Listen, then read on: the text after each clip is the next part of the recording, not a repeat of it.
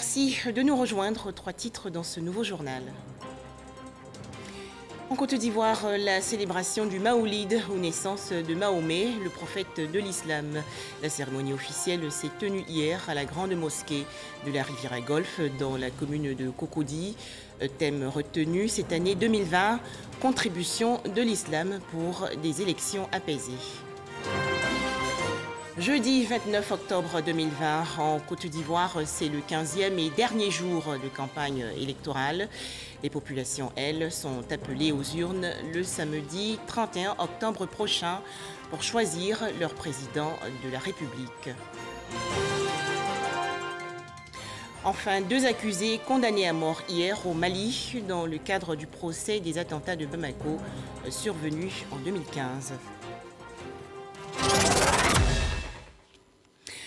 Bonjour à tous. L'actualité en Côte d'Ivoire, c'est bien sûr la célébration du Maoulid 2020 par la communauté musulmane. Le Maoulid commémore la naissance de Mahomet, le prophète de l'islam. La cérémonie officielle s'est tenue hier à la grande mosquée de la Riviera Golfe dans la commune de Cocody autour du thème « La contribution de l'islam pour des élections apaisées ». Le point avec Pargasso Rokone. Célébré le 12 Rabi Awal, le 3e mois du calendrier lunaire, le Maoulid a réuni cette année à la grande mosquée de la Riviera Golfe imams, prédicateurs, guides religieux et fidèles autour de la problématique contribution de l'islam pour des élections apaisées. Pour les responsables du COSIM, Conseil supérieur des imams des mosquées des affaires islamiques en Côte d'Ivoire, il s'agit de saisir l'opportunité de cette nuit qui commémore la naissance du prophète de l'islam, le prophète Mohammed, paix et salut de Dieu sur lui, pour sensibiliser les populations vivant en Côte d'Ivoire sur la nécessité de préserver la paix pendant et après l'élection présidentielle du 31 octobre prochain. Jeunes catholiques, jeunes protestants, jeunes musulmans, donnez-vous la main pour préserver la paix dans notre pays. Chers frères, chères sœurs, notre pays se trouve à la veille d'échéances importantes.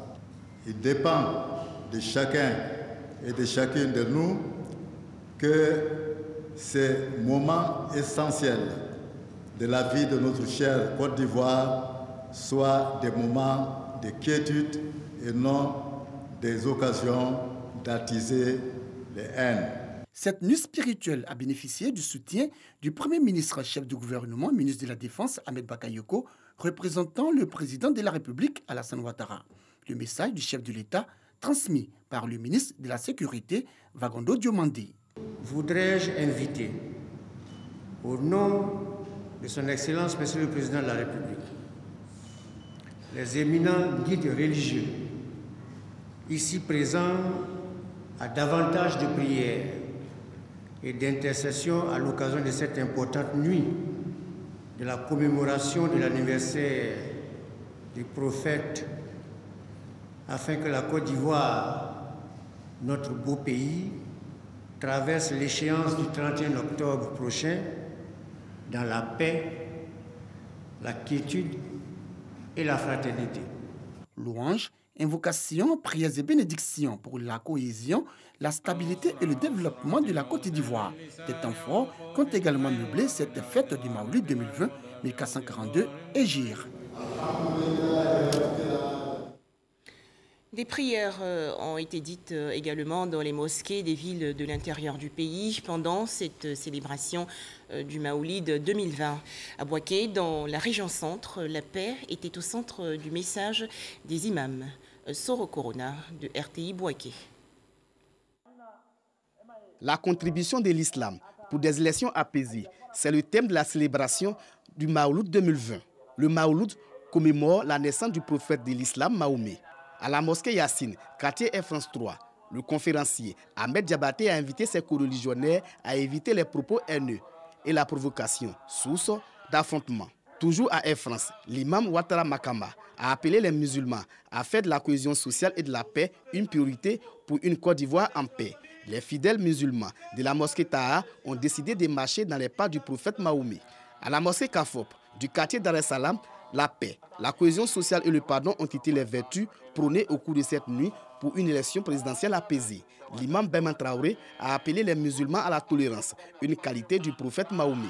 À la mosquée d'Ougouba, le cheikh Ibrahim Diabaté, deuxième adjoint à l'imam principal, a invité les fidèles à être des acteurs de paix pour un climat électoral apaisé. À Djamourou, le même message a été véhiculé par l'imam Konaté Bakari. Les fidèles de la mosquée de l'habitat de la Caisse, de l'imam Koneyaya, ont reçu cette exhortation à être à l'image du prophète Mahomet pour une bonne cohabitation entre les populations. Au quartier Bafon et Sokora, les fidèles ont reçu le message de la cohésion sociale des différents guides religieux.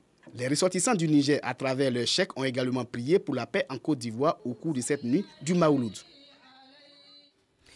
En bref, 15e et dernier jour de campagne électorale ce jeudi 29 octobre 2020 en Côte d'Ivoire. Les populations sont donc appelées aux urnes le samedi 31 octobre prochain pour choisir leur président de la République.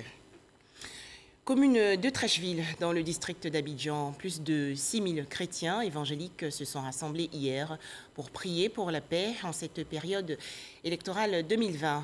Rencontre en présence du Premier ministre, ministre de la Défense, Ahmed Bakayoko. Le chef du gouvernement ivoirien a exhorté les chrétiens à demeurer dans la prière et à cultiver la paix et la cohésion sociale en Côte d'Ivoire. C'est un reportage de Abou Sanogo. Ils sont venus de toutes les communes du district d'Abidjan et de plusieurs villes du pays. Dans la joie et dans la ferveur, plus de 5000 fidèles et pasteurs de l'église protestante et évangélique du Côte d'Ivoire ont au Palais des Sports à Trècheville et en présence du Premier ministre Ahmed Bakayoko élevé leur voix vers Dieu afin qu'il veille sur la Côte d'Ivoire en cette période électorale. Prières et louanges.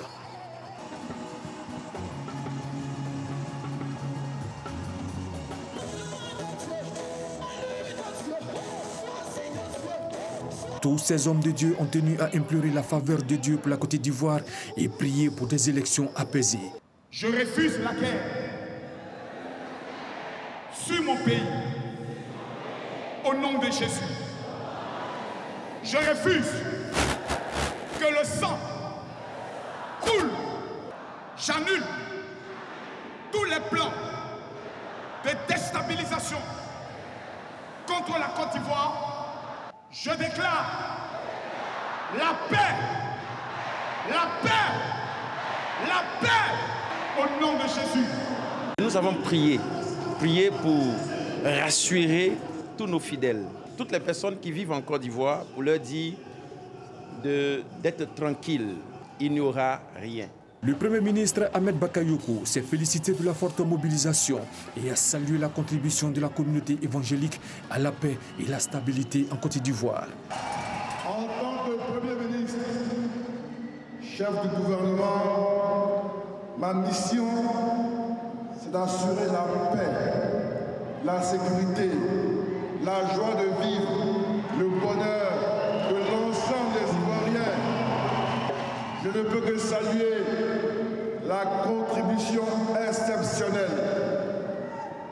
des évêques évangéliques, vos guides, ceux-là qui vous donnent de l'espoir, qui vous donnent la paix au cœur, qui vous relient au Très-Haut, qui vous permettent, quel que soit votre état, d'être soulagé et de croire en demain, et de croire en après-demain, et de ne jamais désespérer. Je vous l'ai dit à Yopougon, je serai à vos côtés pour vous accompagner, parce que votre contribution est puissante, votre contribution est forte. Et le rôle du gouvernement, c'est de vous accompagner. Tous les fidèles, pasteurs, évêques et révérends ont communié avec le Premier ministre Ahmed Bakayoko. L'église évangélique de Côte d'Ivoire revendique à ce jour 8 millions de fidèles. Comment sécuriser efficacement l'élection présidentielle du 31 octobre prochain en Côte d'Ivoire? La commission électorale indépendante, la CEI, a échangé il y a quelques jours avec les observateurs du scrutin. Les précisions de Sidonie Davila. Environ 10 000 observateurs ont été accrédités par la Commission électorale indépendante. Avant la tenue du scrutin présidentiel du 31 octobre, la CEI rappelle les règles du jeu. Observer, c'est regarder sans mot dire et pourtant dire. Observer, c'est de ne pas contrarier au risque d'obstruer l'observation. Observer, c'est contrôler la conformité de la chose à la règle. Et je ne vais pas vous l'apprendre, vous savez le faire. La sécurité des observateurs, la sécurité du scrutin, l'accès des lieux de vote, la CEI à l'écoute des observateurs se veut rassurante. Chaque lieu de vote a des détachements de police, de gendarmerie et de militaires pour sécuriser ce lieu-là. Tout observateur qui viendra, une fois qu'il sera sûr du chef du PC secondaire, il aura les instructions nécessaires pour pouvoir accomplir son observation tranquillement. Les observateurs électoraux apprécient ce temps d'échange. Nous sommes compris et il nous appartient d'aller partout sur l'étendue du territoire dire ce que nous avons fait. Cette séance d'information est la bienvenue parce que nous avons eu beaucoup d'éclaircissements sur beaucoup de zones d'ombre. C'est très appréciable d'avoir ce degré de transparence, de clarté sur les conditions dans lesquelles s'organise le scrutin. À la fin de leur mission d'observation, les différentes équipes produisent des rapports dans lesquels on peut lire leurs différentes propositions ou recommandations. Bon, ces rapports ils sont remis bien sûr aux autorités électorales. On fait des recommandations pour essayer d'améliorer le système électoral et puis ils sont à la disposition du public. Quand on a la possibilité effectivement de revenir dans un pays, participer, accompagner un nouveau processus électoral, on est toujours très attentif à regarder si les recommandations qu'on a faites au processus précédent ont été prises en compte. Pour faciliter le travail des observateurs sur le terrain pour cette élection, la CEI a mis à disposition des contacts ainsi qu'une charte de l'observation. Ils vont assurer, entre autres, un processus électoral équitable en Côte d'Ivoire. 35 observateurs seront déployés sur tout le territoire national le 31 octobre prochain, jour du vote pour la présidentielle 2020. Une décision de la mission internationale d'observation électorale. Les détails, Éric Goré. Il est 7 heures du matin. Les observateurs désignés pour aller dans les différentes régions de la Côte d'Ivoire font déjà leur bagage. Ils sont au nombre de 35. Leur mission devra se faire en toute responsabilité et impartialité. Ce sont les témoins du déroulement du scrutin du 31 octobre. Ils rendront compte après la fin de l'élection. C'est pourquoi ces observateurs sont représentés sur toute l'étendue du territoire ivoirien. On prépare le déploiement. Moi, je serai déployé à San Sandra. Je passe la nuit à San Pedro. Le lendemain, je serai à San Sandra. On se prépare pour le déploiement. C'est Divo. Vous allez à Divo? Oui. La responsabilité est grande et la tâche n'est pas aussi aisée. Et ces observateurs en sont conscients. C'est pourquoi ils rassurent la population sur leur rôle, qui se fera en toute indépendance. Nous avons notre méthodologie d'observation, les outils que nous utilisons d'habitude pour évaluer à tous les niveaux. Aujourd'hui, par exemple, il y a des enjeux qui sont importants pour pouvoir témoigner dans le fond de l'intégrité de cette élection-là. On est sur le terrain depuis la moitié du mois d'août, ce qui nous a permis de suivre vraiment toutes les étapes du processus et bien sûr les étapes les plus cruciales. Ces 35 observateurs internationaux de courte durée qui sont déployés aujourd'hui vont rejoindre 12 autres observateurs de long terme qui sont sur le terrain depuis le 25 août dernier. La paix et la cohésion sociale prônée récemment à Boguédia, dans la région centre-ouest du pays. C'était lors des échanges entre la ministre de la Solidarité, de la cohésion sociale et de la lutte contre la pauvreté, Marietou Koné, et les chefs traditionnels. Pour en parler, Didier Nguessan. Plusieurs chefs traditionnels se sont rencontrés à Boguédia, chef-lieu de sous-préfecture, dans le département d'Issia, région du Haut-Sassandra. Et cela à l'initiative du ministère de la Solidarité.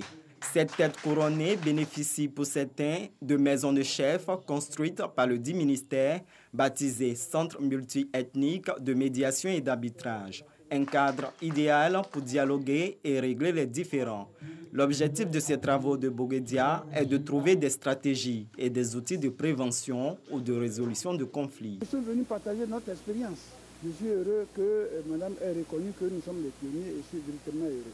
C'est des problèmes de personnes, c'est des problèmes méticuleux qu'il faut gérer avec patience et avec indulgence. Je suis fier et heureux de participer à cet atelier pour la somme d'expérience que ça va m'apporter dans la vie et les liens d'amitié et de fraternité que ça me fera tisser. Communication, partage d'expériences, travaux en commission et synthèse ont meublé ces assises. Une occasion saisie par Mariatou Kone, ministre de la Solidarité, de la Cohésion sociale et de la lutte contre la pauvreté, pour inviter les chefs à prôner la paix et la cohésion sociale dans leur localité. Votre rôle, c'est la cohésion. Il faudrait que nous puissions user justement de nos droits, des responsabilités que nous avons, pour faire en sorte que les élections qui arrivent, que ces élections puissent se dérouler sans bruit. Le souhait des élus, des cadres et du corps préfectoral est de voir toutes les localités de Côte d'Ivoire dotées de centres multi-ethniques. La rencontre de Boguedia s'est achevée par l'ouverture de l'édition 2020 de la journée annuelle de cohésion sociale. J-2 avant la présidentielle du 31 octobre, les populations sensibilisées à la paix et à la citoyenneté pour préserver la cohésion sociale. À Bondoukou, dans la région nord-est du pays, l'organisation non gouvernementale dénommée Ensemble, imaginons et construisons le futur a organisé une caravane de sensibilisation pour des élections sans violence. Les détails, Jean Djadji. La violence ne passera pas par moi et agissons pour des élections sans violence et sans armes.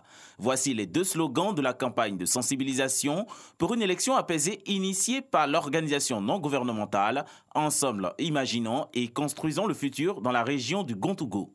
Cette campagne entre dans le cadre du projet d'appui à la politique nationale de contrôle du trafic et de la circulation illicite d'armes légères et de petit calibre. C'est d'amener la population à aller aux élections sans armes et sans violence pour que la paix règne en Côte d'Ivoire. Et aussi sensibiliser aussi les jeunes gens, la population, sur la détention des armes illicites. Nous souhaiterons que, en période des élections, à la fin des élections, et même s'il y aura des élections futures, que nos populations comprennent que nous sommes tous des Ivoiriens, nous vivons sur la terre ivoirienne.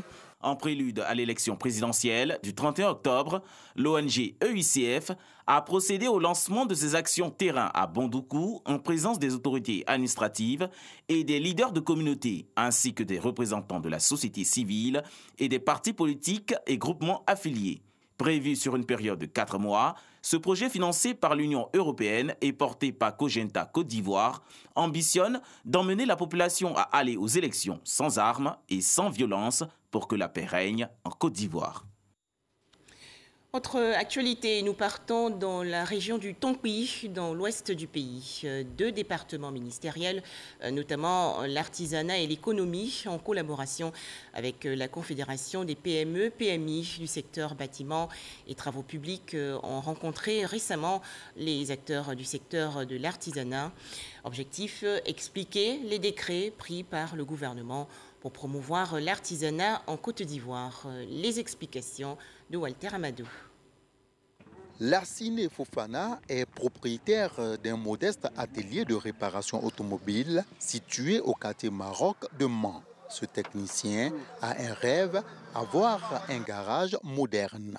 Mon rêve aujourd'hui, c'est d'agrandir mon garage. Actuellement, tant que le garage est comme ça, il y a des autorités, souvent quand ils viennent, le garage n'est pas trop en sécurité devant eux. Les appels d'offres m'intéressent beaucoup, mais je ne sais pas où il faut passer. Quand il y a des appels d'offres comme ça, les gars ne nous informent pas.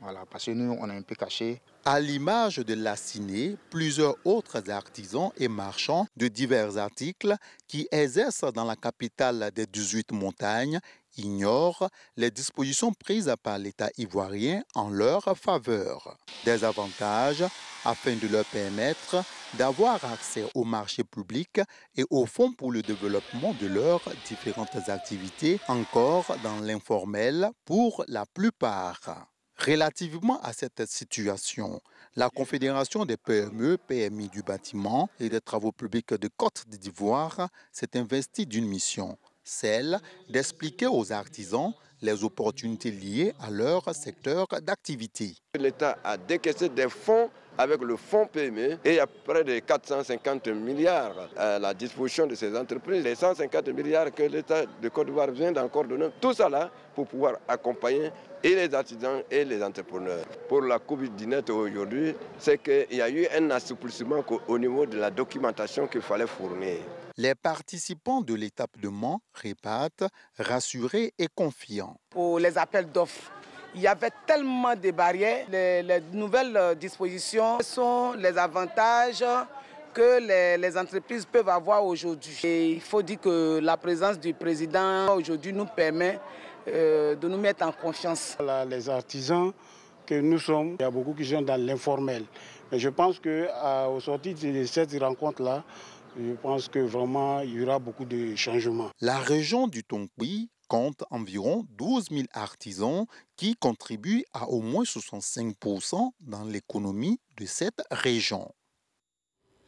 Et ensemble, continuons d'appliquer les gestes barrières contre le coronavirus.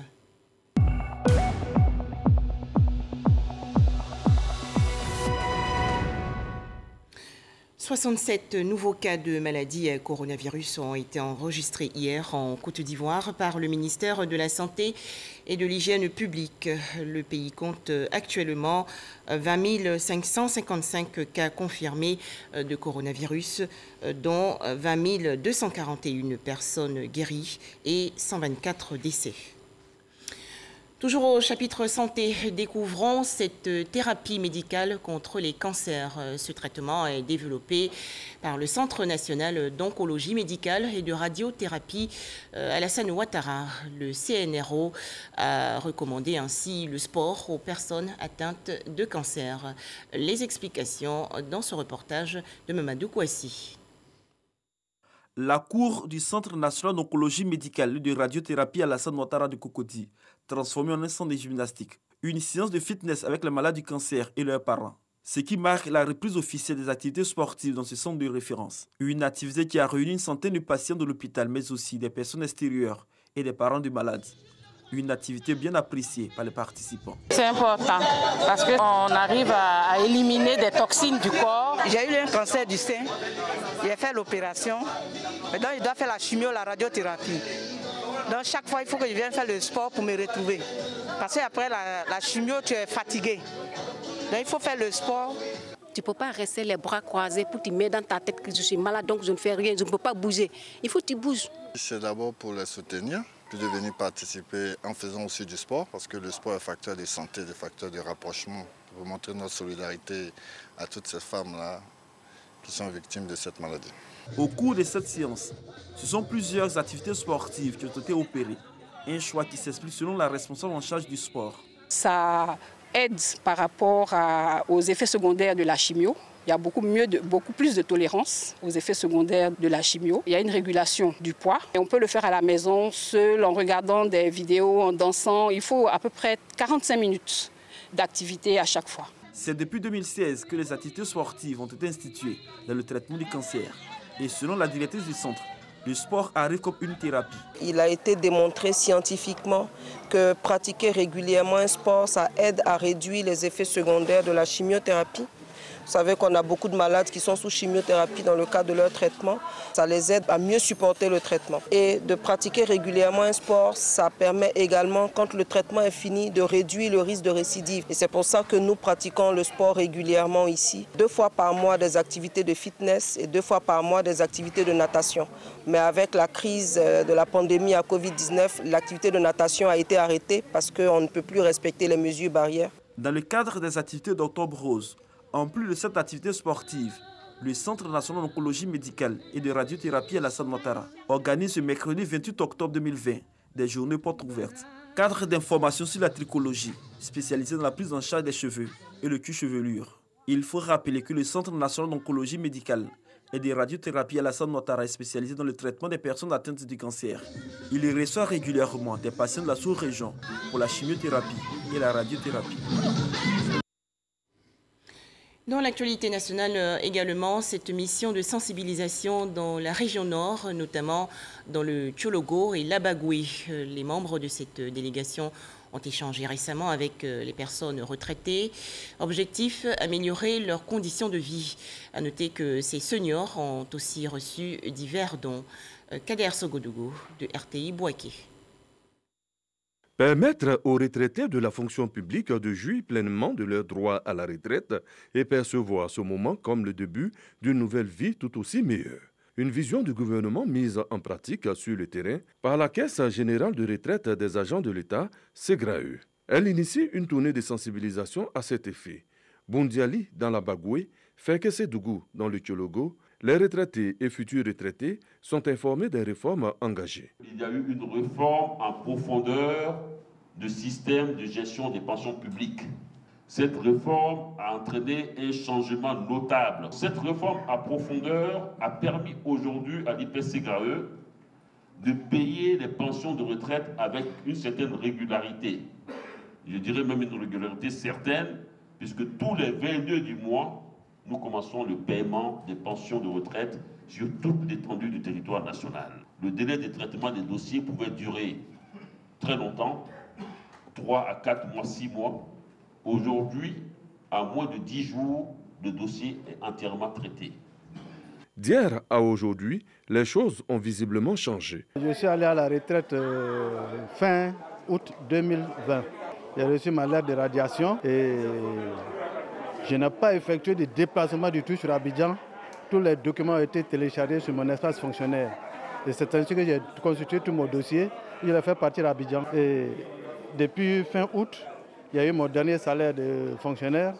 Et à partir du 10 septembre, on m'a envoyé un message que l'IPSEGRAE m'invitait à Korogo. Je suis allé, on m'a attribué un numéro. Et le 22, j'ai reçu ma première pension. Oh, je suis allé en 2003. En 2003, j'ai mis 12 mois pour avoir ma pension. Ouais, aujourd'hui, il y a un qui a témoigné tout à l'heure. Au bout d'un mois, il a eu sa pension. C'est merveilleux. À chaque étape, les associations des retraités ont bénéficié de dons en vivres et en numéraire. Et pour terminer l'actualité nationale, sachez que l'école primaire publique de Lowou, dans le département de Séguéla, dans le nord-ouest du pays, est désormais dotée d'une cantine scolaire. À noter que 1000 kits scolaires ont également été distribués. Ces dons visent à améliorer les conditions de vie des jeunes apprenants. Astou Touré. Un bâtiment de 3 classes entièrement rénové, des tableaux-bancs, 1000 kits scolaires et des pâtes alimentaires. C'est le don de la première dame Dominique Ouattara en faveur des populations de Lowou, à environ 50 km de Séguéla. Ce geste pour rappeler aux élèves et au personnel d'encadrement qu'ils ne sont pas oubliés. Nous les bénéficiaires n'avons d'autre expression que le merci. Ainsi, toute la communauté éducative, par ma voix, exprime toute sa gratitude à Madame la donatrice, Madame la première dame. Recevoir ce kit est un ouf de soulagement pour les parents, les enseignants, mais surtout pour les apprenants. Parce que quand nous débutons l'année scolaire, malheureusement, jusqu'au mois de janvier, les enfants n'ont pas de manuel scolaire. Donc, ce don est le bienvenu. L'EPP Lowou, devenu EPP Dominique Ouattara, est une école de 6 classes construite en 1973. Sur les 6, 3 classes viennent d'être rénovées. Pour la réhabilitation des autres classes encore en état de délabrement, le personnel d'encadrement lance un appel à l'aide. Nous avons ici les classes qui sont sombres. On a un effectif pléthorique. Voilà, donc nous demandons que les donateurs nous offrent une école et aussi une maternelle. Message bien perçu par Maferima Bomba, première vice-présidente du conseil régional du Ouorodougou, qui s'est engagée à la rénovation des 3 autres classes restantes et à l'électrification de l'école. Permettez-moi maintenant, chers parents, pour vous demander d'entretenir et de préserver le climat de paix indispensable à tout progrès et développement dans le village afin de favoriser l'épanouissement des générations de demain. Je vous invite aussi à poursuivre la scolarisation sans choix ni préférence entre les filles et les garçons afin de leur donner les mêmes chances de réussite. C'est dans une ambiance de fête et de convivialité que cette rencontre a pris fin. En image, le dernier titre de ce journal. Au Mali, le verdict du procès des attentats de Bamako. 2 djihadistes mauritaniens et maliens, notamment Fawaz Ould Ahmed, dit Ibrahim 10, et Sadou Chaka, ont été condamnés à mort hier pour avoir commis les attentats de l'hôtel Radisson Blu et du bar-restaurant La Terrasse qui ont ensanglanté la capitale malienne Bamako en 2015. Voilà, merci de nous avoir suivis. D'autres informations sur notre site rti.ci.